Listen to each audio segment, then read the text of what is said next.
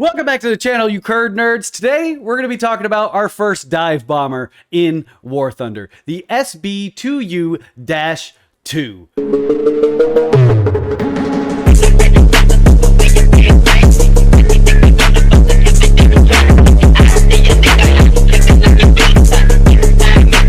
What the fuck was that? I think it's called Fonk. Fonk?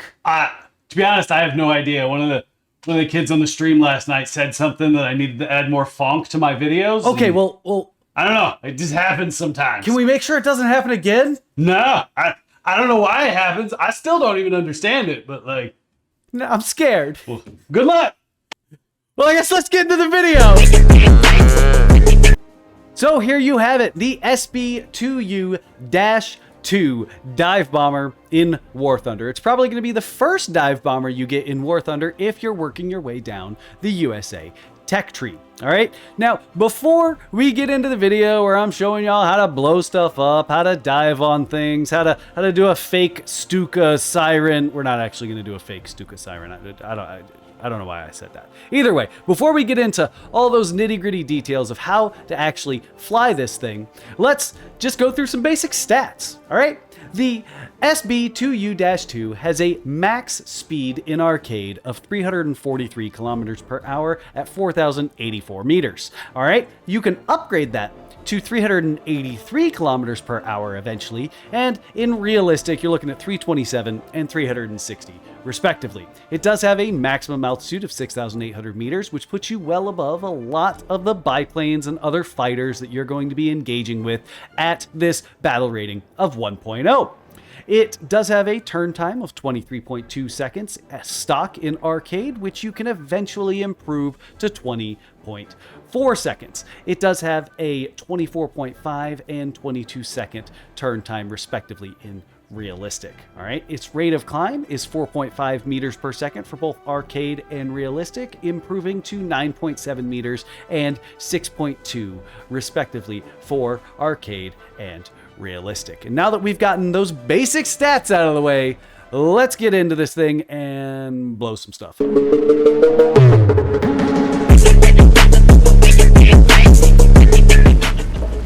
Now that we've gotten into the stats, or we've gone over the stats of the SB2U, let's talk about how to fly the SB2U. All right, we've got two different strategies. We can either go low, or like this, we can stay high. Climb high in the beginning of the battle, whether you're in arcade or realistic, and use your flaps as dive brakes to control your speed. This thing absolutely loves staying high, diving.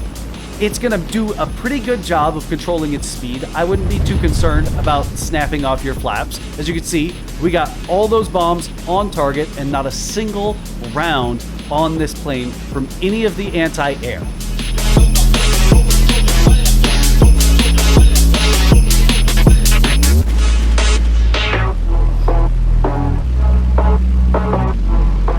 Your other option for flying the SB2U is to get low and stay low. You do have a tail gunner that can sometimes get some targets that are trying to shoot you down, but again, I wouldn't rely on that. Use the trees for cover, use the mountains for cover, stay low, weaving in and out of any kind of cover that you can get. Avoid the anti-air, shoot the ones that you can, and get to your target. Our target is the same base we hit on that high diving run. As you can see, we're weaving in and along this road, trying to shake that person that is on our tail. I'm not really sure what it was. I think we may have shaken it. All right. Now that we're staying low, we shook off the enemy. We are going for that base at the top of that hill.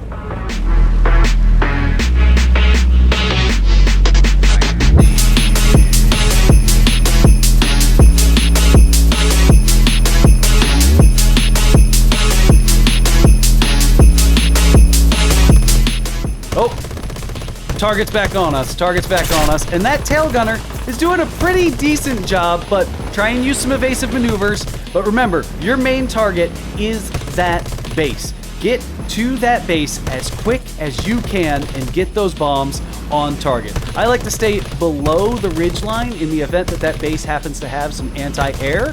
You're not going to get taken out by anti-air if you're beneath it. Now, if you are playing in realistic, just be aware, dropping bombs this danger close can damage your own aircraft. So just keep that in mind. While playing realistic, try to get a little bit more distance than that from your bombs, or else you're just gonna end up shredding your own tail off.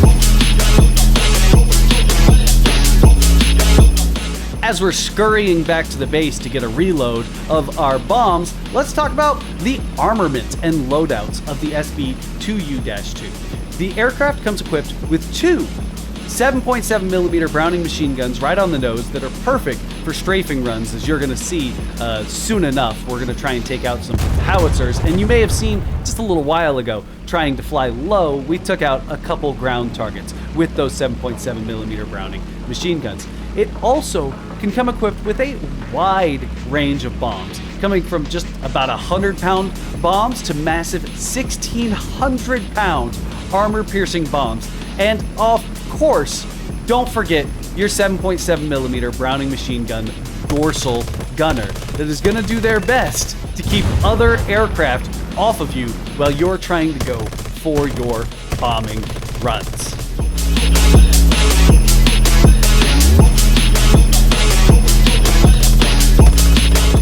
And as you can see, the SB2U is not a dogfighter by any realm of your imagination. We had no hope of ever staying on target on that biplane that flew across our sights. So we're gonna stay focused on our bombing runs, our strafing runs, and taking out those ground targets. That's what the SB2U is meant for. Now the SB2U may be slow. It is atrociously slow. Getting this footage took way too long with how slow this airplane is. But it's incredibly forgiving. And what I mean incredibly forgiving, wings are optional. We are gonna take this thing almost all the way back to base. We end up stalling, trying to get up the mountains to finally get it back to base. Given that we're missing a whole wing, we got close enough to be rescued.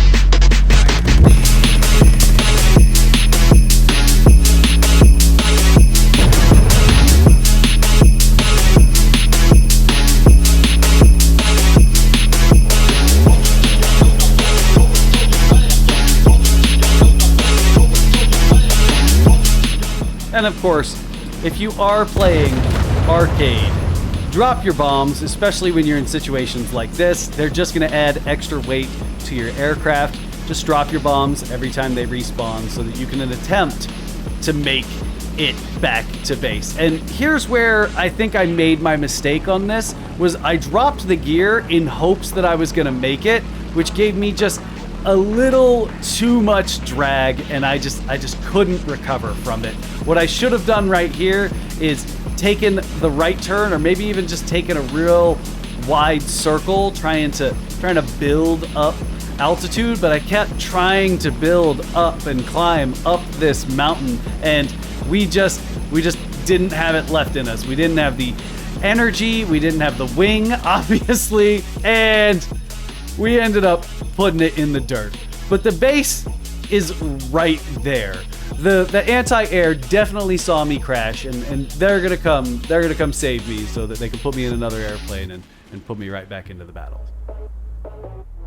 So there you have it. That is our take on the SB2U-2 in War Thunder. It is an absolutely amazing dive bomber. You're gonna have an absolute blast flying it around. So make sure you share your experience and your tips flying the SB2U dive bomber in War Thunder to help the rest of the War Thunder community, right? And if you enjoy in-depth War Thunder reviews and takes on aircraft, make sure you drop a like, maybe subscribe, hit that bell icon so that you get notified every time that we come out with yet another amazing War Thunder video. And I'll see you next time. Keep it cheesy.